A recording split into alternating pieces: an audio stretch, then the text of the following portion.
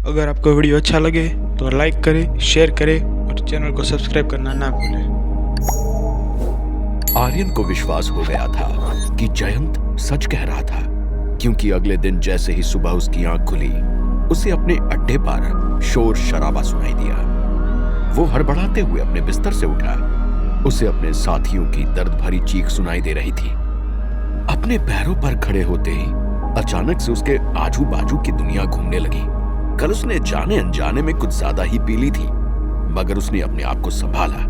वो जानता था कि उसके साथियों को उसकी जरूरत है। जल्दबाजी में वो अपने टेंट से बाहर निकला। बाहर निकलते ही उसने देखा कि कैसे उसका पूरा अड्डा दुश्मनों से घिरा हुआ है। कुछ दुश्मन उसके साथियों को बेरहमी से पीट रहे हैं। ये देखते ही आर्यन का खून खौल उठा। वो भले ही किसी और के लिए लड़ने को तैयार ना हो, लेकिन अपने साथियों के लिए वो जान भी देने को तैयार था। इसलिए उसने बिना देर किए एक एक करके वहां मौजूद अपने दुश्मनों को ढेर करना शुरू कर दिया। जमीन पर पड़े उसके साथी दर्द से कर्राह रहे थे। आर्यन ने देखा कि कैसे मिहिर को दो दुश्मन मिलकर पीट रहे हैं। उसने अपने सामने खड़े हुए आदमी को एक जोर का मुक्का मारा और मिहिर को बचाने चला गया। उसने पहले एक आदमी को मिहिर से दूर किया और उसके पेट में एक जोर की लात मारी। जैसे ही वो आदमी जमीन पर गिर गया, आर्यन दूसरे की तरफ आगे बढ़ा और उसकी गर्दन पर जोर का वार करके उसे चित्त कर दिया। उसने हांफते हुए मिहिर की तरफ देखा और बोला, ये आक्रमण कैसे हुआ? मगर मिहिर इतनी बुरी तरह से घायल हो गया था कि वो बोलने की भी हालत में नहीं था। जैसे ही आर्यन मिहिर को जमीन से उठाने के लिए नीचे झुका, नितिन ने उसे जोर का धक्का दे दिया और मिहिर की मदद करने लगा। आर्यन गुस्से से नितिन को देख रहा था। वो चिल्लाते हुए बोला, यह क्या बर्ताव है नितिन? इस वक्त हमें साथ रहना चाहिए, ना कि एक दूसरे से लड़ना चाहिए। तब नितिन ने अपने दांत पीसते हुए कहा, तुम ये बात कर रहे हो? ये सब तुम्हारी वजह से ही हुआ है।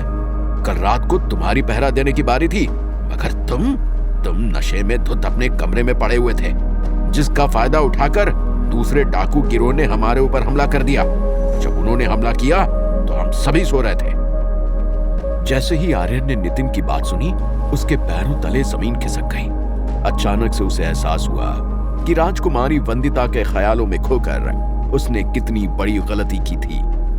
आज उसका पूरा गुट उसकी वजह से परेशानी में था। आर्यन कुछ भी सह सकता था, लेकिन अपने साथियों को दर्द में नहीं देख सकता था। उसका गुस्सा बढ़ गया। अगले ही पल उसने अपने दुश्मनों को इस तरह से मारना शुरू कर दिया जैसे उसके मन में कोई दया भावना ना हो।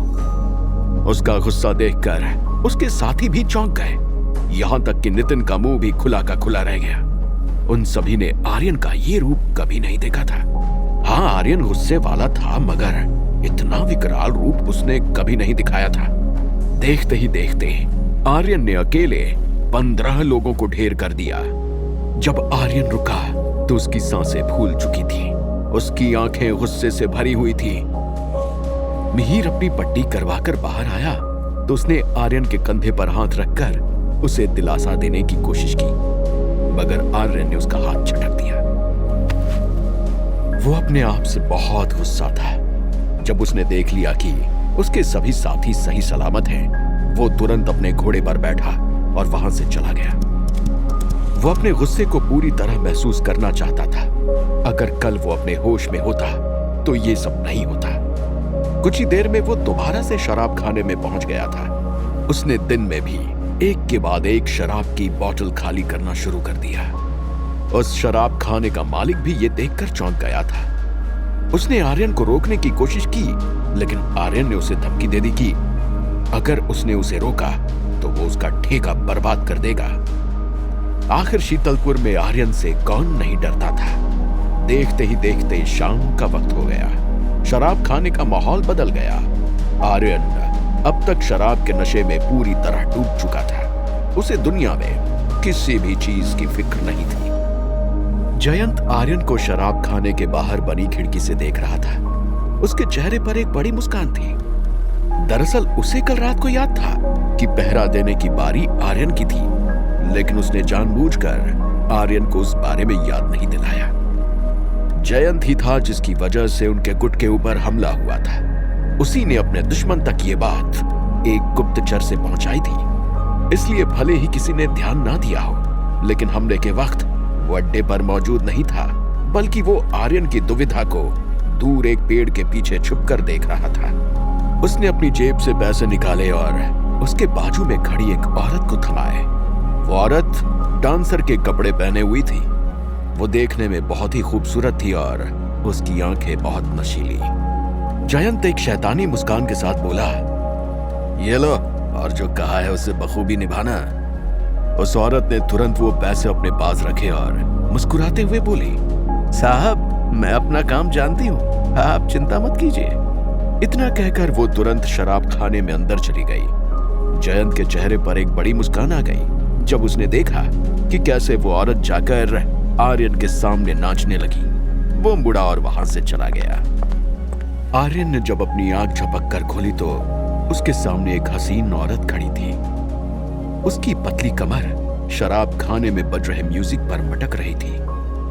आर्यन के चेहरे पर मुस्कान आ गई, मगर अगले ही पल वो मुस्कान गायब भी हो गई, क्योंकि अचानक से वो खूबसूरत औरत राजकुमारी वंदिता में बदल गई। उसे इतने सारे आदमियों के सामने नाचते हुए देख आर्यन के दिल में एक जलन सी उठी। उसने तुरंत राजकुमारी वंदिता की कमर को अपने हाथ से पकड़ा और उसे अपने पास खींच लिया। राजकुमारी वंदिता उसकी तरफ मुस्कुराई तो आर्यन को लगा कि मानो उसके बंजर दिल में फूल खिल गए हों। वो औरत आर्यन को रिएक्ट करते देख खुश हो गई। आर्यन ने उसे गले से लगा लिया और धीमी आवाज में बोला, तुम मेरे दिल और दिमाग से दूर क्यों नहीं जा रही हो? वो आगे बोलता रहा, लेकिन तभी उस औरत ने एक सफेद गोली निकाली और उसे बड़े ही चालाकी से आर्यन के शराब के ग्लास में डाल दिया। उसने वो ग्लास उठाया और आर्यन के हाथ में थमा दिया। आर्यन को उस लड़की में राजकुमारी वंदिता नजर आ रही थी। उसने वो ग्लास लिया और अगले ही पल उसके अंदर की शराब खत्म कर दी। ये देखकर वो औरत बहुत खुश हो गई। अचानक से आर्यन का सर चकराने लगा। तभी उसे उस औरत ने संभाल लिया और उसे अपने साथ कहीं ले जाने लगी। वहीं दूसरी तरफ जयंत ने एक और खेल खेला था। उसने राजकुमारी वंदिता के पास अपना एक गुप्तचर भेजा था। कल रात को सिद्धांत ने वंदिता को सच बताने की ठान ली थी, मगर उसका रोते हुए बुरा हाल हो गया था। वो आर्यन के बर्ताव से बहुत प्रभावित हो गई थी। सिद्धांत उसके दुख को देखने के बाद उसे सच नहीं बता सकता था। राजकुमारी वंदिता का दिल पहले ही टूट चुका था, फिर वो उसे और दुख नहीं देना चाहता था, इसलिए उसने अपना सर हिलाते हुए वहां से जाना ही सही समझा। वो राजकुमारी वंदिता को सच बताने के लिए दूसरा सही समय ढूंढेगा। अगले दिन राजकुमारी वंदिता की आंखों की चमक जा चुकी थी। वो अपने बगीचे में बैठी हुई थी। अचानक से उसे एक औरत की आवाज सुनाई दी। क्या तुम जानती हो, हमारे शहर का सबसे बड़ा डाकू आर्यन शराब खाने में नशे में धुत पड़ा है। मैंने आज तक उसे इस हालत में नहीं देखा। वैसे तो वो बहुत ताकतवर इंसान है, मगर आज न जाने उसे क्या हुआ है। यही नहीं, मैंने तो ये भी सुना है कि आज सुबह सुबह उसके समूह पर किसी दुश्मन ने अटैक कर दिया था। ये सुनते ही राजकुमारी वंदिता के कान खड़े हो गए। वो तुरंत अपने पैरों पर खड़ी हुई और भागते हुए शराब खाने की तरफ निकल गई। उसकी दासियां उसे पुकारती रहीं, लेकिन राजकुमारी वंदिता नंगे पैर ही आर्यन को ढूंढने के लिए भाग गई। माथे से पसीना बहते हुए राजकुमारी वंदिता वो शराब खाने के पास पहुंची। उसकी सांस फूल रही थी, मगर उसकी आंखें आर्यन को देखने के लिए तरस रही थी।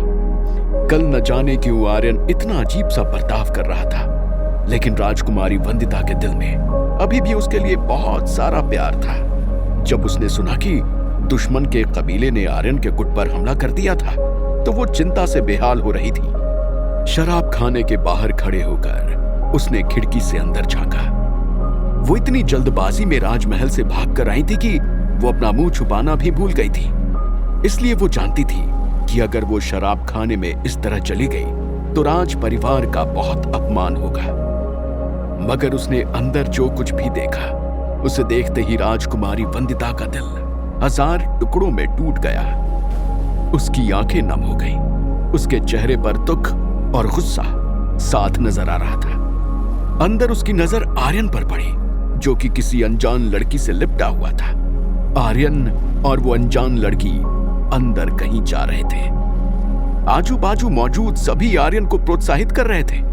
वंदिता के दिल में इस तरह से दर्द उठ रहा था कि जैसे किसी ने उसके दिल में चाकू घोंप दिया हो। उसने कभी नहीं सोचा था कि उसे इस तरह का धोखा मिलेगा। आज वो आर्यन से मिलकर बात करना चाहती थी और जानना चाहती थी कि आखिर कल क्या हुआ था, मगर शायद अब बात करने के लिए कुछ भी नहीं बचा था। उसकी आंखों से गिर रहे आंसू नीचे जमीन पर मोती बनते जा रहे थे। वहीं दूसरी तरफ सिद्धांत ने सोच लिया था कि वो आज राजकुमारी वंदिता को सब कुछ सच सच बता देगा। इसलिए वो अपनी अदृश्यता का वेश बदलकर राजमहल पहुंच गया था। मगर वहां पहुंचते ही उसने राजकुमारी वंदिता को शराब खाने की तरफ भागते हुए देखा।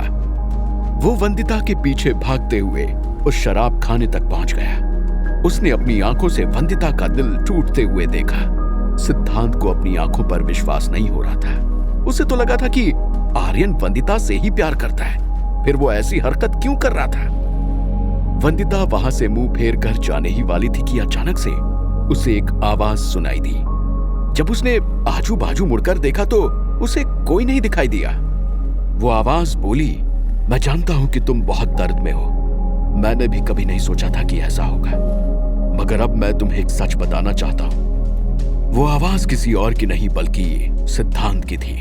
वो राजकुमारी वंदिता को अब और दर्द में नहीं देखना चाहता था। कौन हो तुम और मुझे क्या बताना चाहते हो?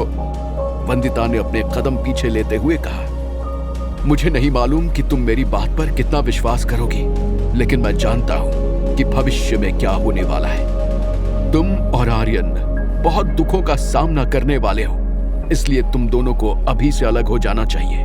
तुमने देख लिया ना कि आर्यन ने तुम्हें किस तरह से धोखा दिया है। सिद्धांत ने राजकुमारी वंदिता को समझाने की कोशिश की, मगर सिद्धांत की बात सुनकर उसकी भौहें चढ़ गईं। वो चिल्लाते हुए बोली, शीतलपुर की राजकुमारी के साथ इस तरह का मजाक करना तुम्हें बहुत भारी पड़ेगा। इसी वक्त बाहर आओ और अपना चेहरा दिखाओ। वंदिता ने सिद्धांत को चिल्लाते हुए चुनौती दी। सिद्धांत को समझ नहीं आ रहा था कि वो उसे किस तरह से अपनी बात पर यकीन दिलाए। वंदिता ने एक आखिरी बार शराब खाने के अंदर देखा और अपने आंसू पोंछते हुए वहां से चली गई। क्या होगा आगे? क्या सिद्धांत वंदिता और आर्यन के मिलन को रोक पाएगा? क्या वंदिता को कभी सच मालूम चलेगा? आर्यन कैसे वंदिता को अपने प्यार का एहसास दिला पाएगा? क्या हो रहा था वर्तमान में? क्या सिद्धांत के दोस्त सुरक्षित थे? जानने के लिए सुनते रहिए। अगर आपको वीडियो अच्छा लगे तो लाइक करें, शेयर करें और चैनल को सब्सक्राइब करना ना भूलें।